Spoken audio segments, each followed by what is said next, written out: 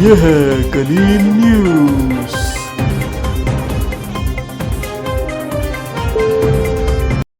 खबरों से बाखबर रहने के लिए सब्सक्राइब का बटन दबाएं और बेल को दबाएं।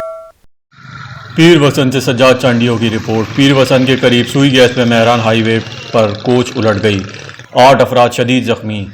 कोच सादकाबाद से नवाबशाह जा रही थी। जख्मियों में मर्द और ख़वातीन और बच्चे भी शामिल थे। इस मौके पर BHU हिंदियारी की टीम ने जख्मियों को फर्स्ट एड देकर नवाबशाह भेज दिया।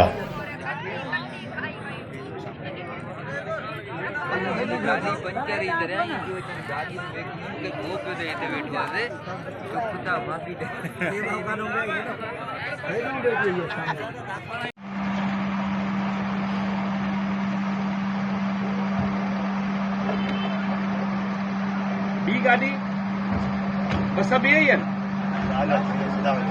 सब यही है ना